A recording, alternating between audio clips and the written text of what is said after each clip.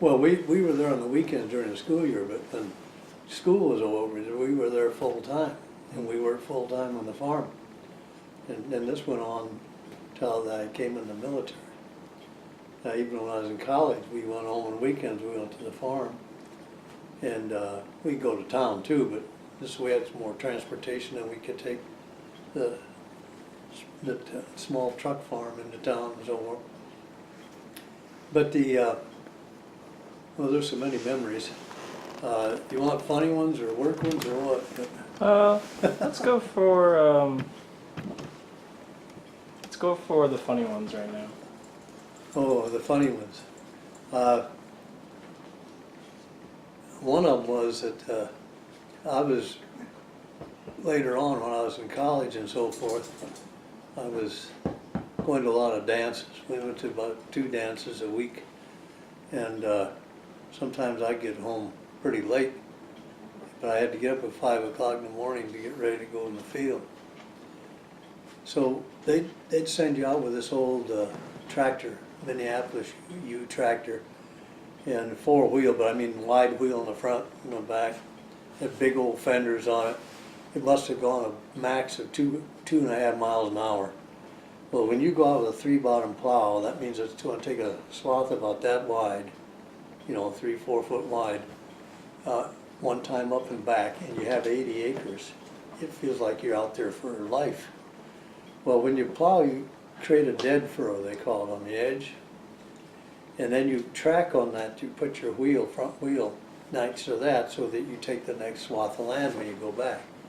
And so we were plowing lands, they call it. So you went up, turned around, came back, turned around on a hunk of land, and then you go to another, take another. But I had trouble staying awake on those things. And so I decided to make mine here. I found an old screen door spring over in the garage, and we had 2 farms really, but one the house had burnt down on, and they never rebuilt it, so we had buildings at another location. And there was I could put a bolt on the fender, on the left fender, and I stretched and put a hook on the end of that spring, and I put it in the steering wheel, so it would snub the front tire up against that land, and it would go straight up that thing because it just followed the previous dead furrow. And I'd, like a fool, I'd put my hands on the fenders out there, and I'd let myself go to sleep up on the tractor. One day I'm doing that, and John Hoffner's son-in-law, Danny Remley, had a farm near us. All once he'd be blowing his horn and driving at me, and I thought some catastrophe had happened some damn place. He came up and he said, "What the hell are you doing, Red?" Like that, you sleeping up there. He said, "That's a plow behind you. If you fall off backwards asleep, you're going to be plowed under." You know, and that's all he said. Be careful, you're risking your life. Well, he must have told John about it, because John started raising hell. I thought, I'm going to get it again. And he told me to put that tire up against that damn dead furrow. It was the right tire, I mean. He said, "You're going to wear the tire out, the casing out on the tire." So he's worried more about his tire than Red Place getting plowed under, I guess. But so that was kind of funny, but it was kind of serious too. And then another thing funny that happened was that we had a hired man, Charlie Andre. He'd been brought to the States when he was a young kid, just an infant.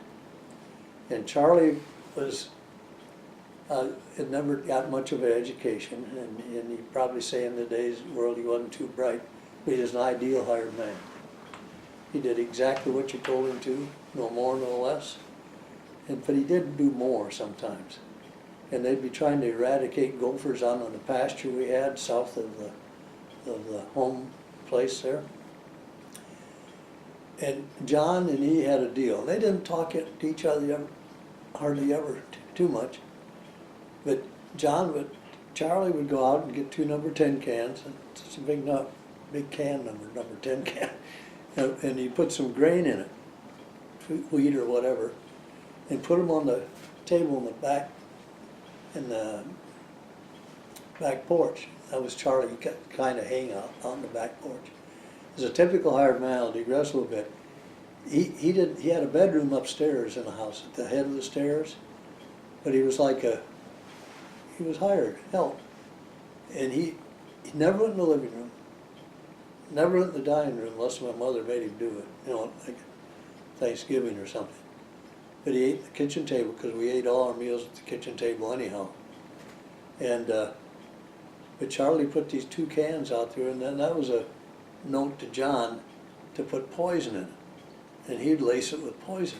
And Charlie would walk the pasture on a Sunday, and he put a little that grain in all the gopher holes, killed a whole bunch of them that way, see. And then, but one time, Charlie put it up, and John didn't notice it when he came home at night from town. And Saturday night's a big town. I mean, a big time in a small town. I should tell you about that a little bit too. But Charlie didn't notice it. I mean, John didn't notice it. And he didn't put the poison in the thing. And then Charlie went out, and John came back, and Charlie said, "Well, we got the gophers poisoned again." John said, "What are you talking about?" Charlie said, "Well, I put the thing down," and John says, "Okay, that's good, Charlie, that's good." He said, "I didn't have the heart to tell him it wasn't poison. He's out feeding the gophers." And then another, it wasn't funny, but it turned out to be funny if you look at it right, is that we had a bunch of cats. And John had a limit on when they were yard cats. There may be 10 or so. And after we ate a meal, the only thing that, he had a dog out there called Toby, another Toby, but this was a big Cocker Spaniel, a big rangy Cocker Spaniel. And he was the king of the yard. But anyhow, we'd feed Toby and whatever he couldn't eat. Then he'd kind of look at the cats, and he'd walk up slowly up the porch. And then the cats would just go, choo. But John didn't want them to get much food because he wanted them to be mousers and rats, keep the rats and the mice away from things around the farm. But one day he came in, he told Spud, he said, "One of the cats had a litter of kittens out there. I want you to go get a sack, put some rocks in it, throw them in there, and take it." We had a pond out in the pasture where there was a water tank, and throw them in there. Spud said, "Okay."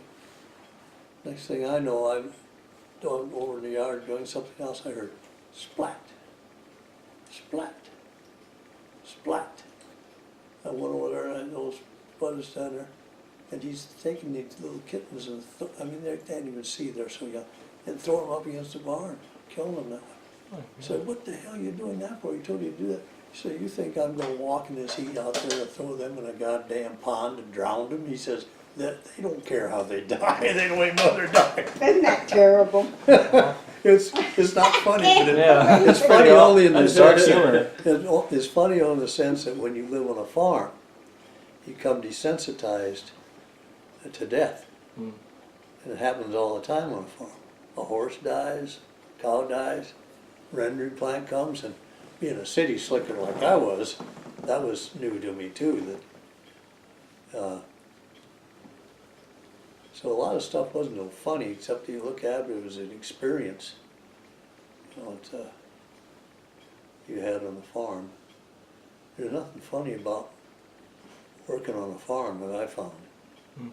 And John never taught me how to be a farmer. He just had me drive equipment and do things because he knew he was going to give the farm to his daughter that Danny Remley was married to.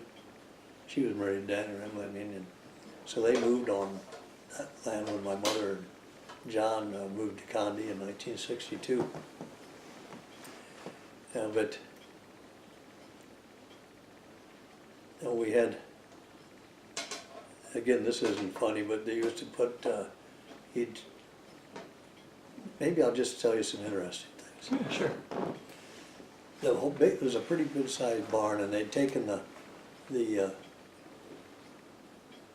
boards in the hayloft area, if they were ever there, out of the center section. And John used to have a corn shredder. He'd shred the whole, you know, length of corn plus the corn that's on it and all, to go in there for feed for the cattle. And that's what he did every winter, and that's why the cattle come in at night in the barn a lot of times, or they take some of it out and put it in a big crib out behind the barn. Well, shortly after we moved on the farm, it got to be really cold one night, down about 35 below zero. And John, and I was worried about Toby, this dog, but John always had us leave the barn door, one of the doors open about 3 or 4 inches, so the cats and dogs could get in and out of that barn. And the next morning, I just knew that dog would be deader than hell out there, because I didn't know why the reason he kept it open, and I didn't think about that at that time. So I bundled up and went out to the barn, went in there, and I yelled for Toby. No sign. I thought, boy, that dog is deader than doorknob. So I walked in for that shredded ambulance, and I saw like smoke coming out of the part of the corn, shredded corn. It was his breath. And I went over there, and all you could see is his little black nose sticking out. And I put my hand by his nose and ran by his head and all the way back, and he was warm as toast. His tail was wigging back there, but what he'd done is he dug himself a hole and backed into it, pulled it around there and he was sleeping there. He was warm as toast. That's a smart dog.